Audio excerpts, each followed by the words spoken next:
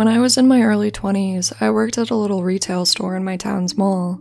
It was about halfway through the day when I suddenly noticed that the same older man had walked past my store about 3 or 4 times already.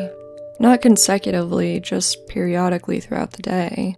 I was working in one of those costume jewelry stores, so it was odd for a man in his 50s to be walking past so many times, but I didn't think much of it.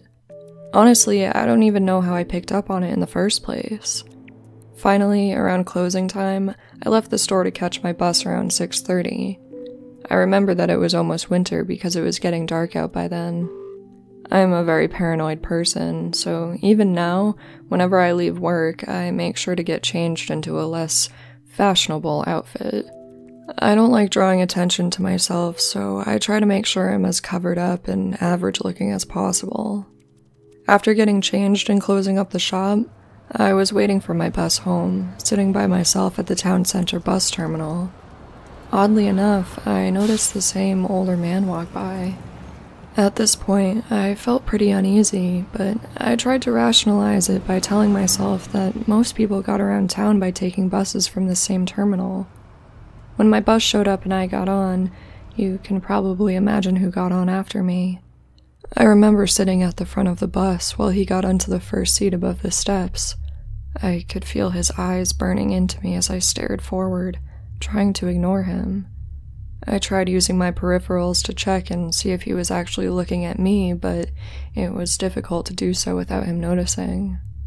The whole bus ride, I sat there hoping he would get off before my stop, praying that this whole thing was just my paranoia working overtime, until I pressed the button for my stop. I waited until the last possible second to press it, and as I stood up, he did too. I walked towards the front door of the bus to get off, and he exited the rear. As soon as I noticed him step off, I immediately sat back down again. I had no idea where the bus was going after my stop, but I didn't fucking care. I just needed to get rid of this man. I will never forget the look on his face as the bus drove off. I've never seen such hatred and anger in someone's face than I did through that window. That face is still burned into my memory today. I have no idea what would have happened to me if I had gotten off at my regular stop, but I'm glad I listened to the warning my subconscious was giving me. This happened a few years ago, when I first started a retail job at a 24-hour convenience store.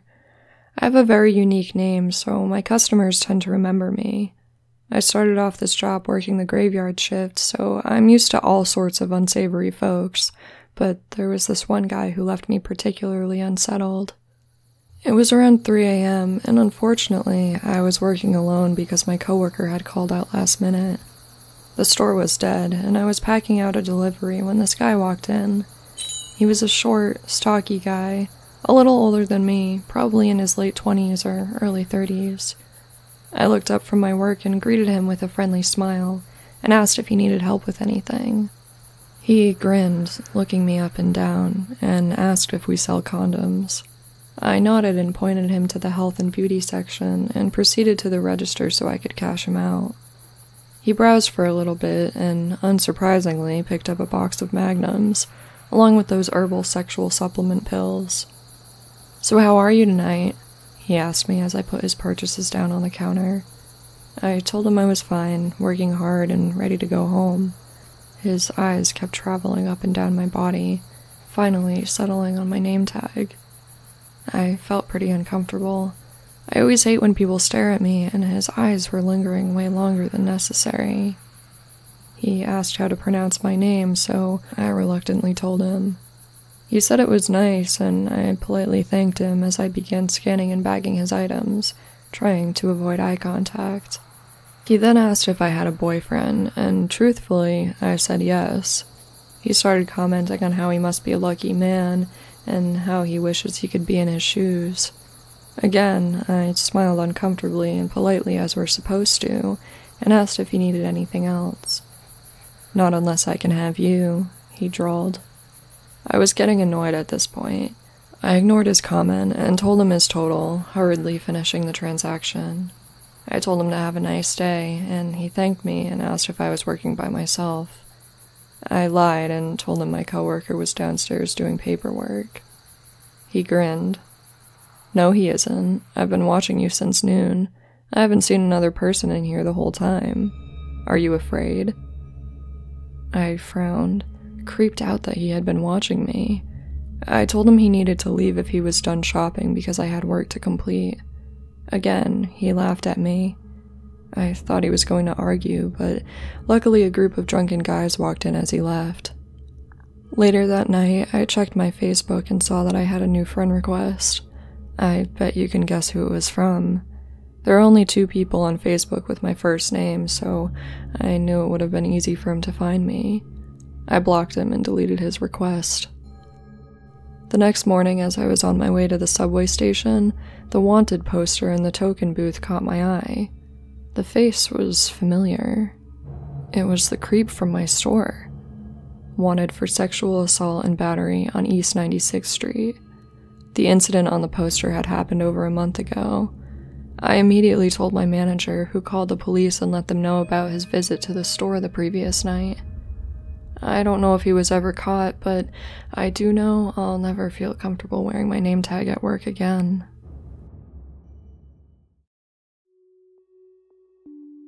Against the advice of my parents, I started working at a bikini coffee stand when I was 17 years old, and continued working there until I was 20. If you're unfamiliar with bikini coffee stands, they're these little drive-through espresso stands, usually painted in some neon color, where the employees all wear lingerie or bikinis while they serve coffee.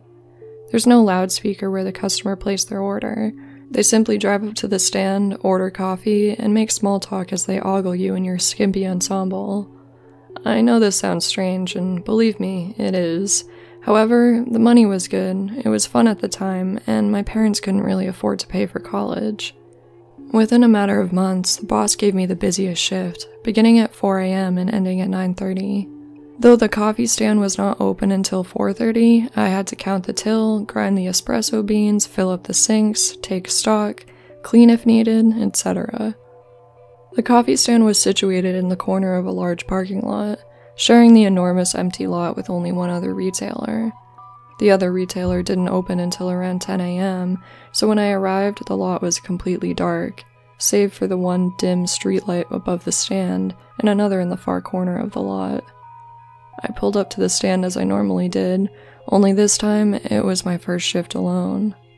Normally, I worked with one other girl, as the morning shift would get far too busy for just one person. I had a routine with regular customers since I literally worked every single day. My boss didn't believe in time off, unless requested. While I worked, I could see cars approach the stand, and I would immediately know which drink to prepare. After almost a year on the morning shift, it was rare to see a new vehicle, or meet a new customer. My boss was extremely strict about being fast and efficient, and would have us prepare drinks in advance for our regulars while they waited in the line of cars.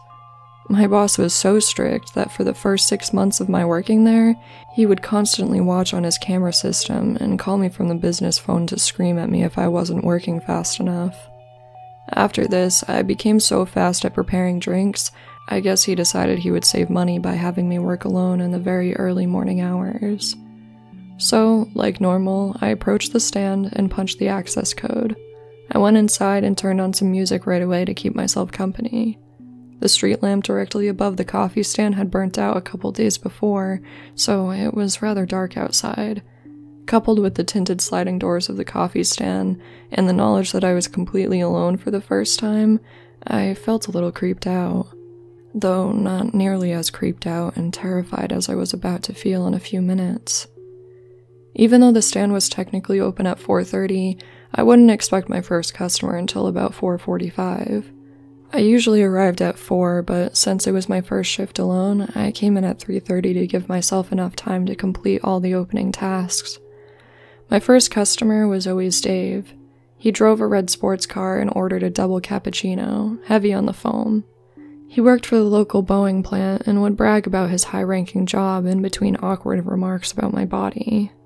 You get used to this sort of thing after a while, but nothing would prepare me for the sort of thing that happened to me on this particular dark morning.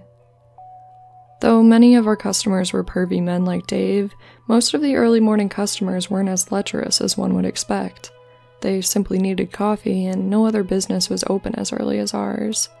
In fact, many of my early morning customers were married women in soccer mom vans, in desperate need of caffeine. I glanced up at the clock as I counted the money on the till. 3:50 a.m. I finished the count and walked from the back of the stand onto the main floor. There were 2 steps separating the back of the stand from the main floor. The back of the stand had no windows and contained a bathroom, large refrigerator, washer, dryer, etc. This is the area where me and my coworkers would get ready and joke around where customers couldn't see us. As soon as we walked onto the main floor where customers could see us, uniform was required, meaning lingerie or a bikini and heels. That morning, I was wearing a matching pink lingerie set with knit stockings. The outfit was actually pretty full coverage and hid more than a typical bikini you would see at the beach. I counted all of the syrup bottles. I opened the fridge and took stock inside. I turned on the espresso grinder and robotically poured in a bag of espresso beans. I started filling up the large commercial sink with soapy water. Music played softly on the stereo. Then, I heard it. Over the noise of the faucet, coffee grinder, and the music, I wasn't sure if I had heard anything at first, so I just ignored it. Then, I heard it again. Tap, tap, tap. Someone was tapping on the sliding glass window of the stand. I wiped off my wet hands and grabbed my cell phone. 4:15 a.m. We weren't open for another 15 minutes. I checked the light switches to make sure I didn't accidentally flip on the open sign. Along with an open sign, the stand was equipped with bright floodlights to illuminate the presence of the stand. Due to the sheer darkness that morning, I had contemplated turning on the floodlights when I first arrived, but it was strictly forbidden to do so until the stand was open. Without the floodlights on, and through the tinted glass, I couldn't see who was on the other side. I stood there, staring at the window. Maybe it's just Dave, I rationalized to myself. Tap, tap, tap. I could hear my heart thumping in my ears. The tapping had definitely grown louder. I picked up the business phone and punched in my boss's number. He had an extensive camera system, complete with night vision, and could see in real time both inside and outside of the stand. In the very least, I figured he could tell me who was outside. The phone rang and rang. No answer. I flipped on the floodlights. I walked over to the window and saw the man, now illuminated by the bright lights. His head was pressed up against the glass, cupped around his eyes as he tried to see in. I jumped back. "Hi," he yelled through the glass. "Can I get some coffee?" "We aren't open for another 15 minutes, I replied. "My boss will be mad if I open early." "Oh, well, I can wait." The man then walked away from the window and stepped into a small black Honda. I continued my opening duties, warily eyeing the black Honda. Usually, I would feel a false sense of security, lulled into the daily routine of my shift. However, this was different.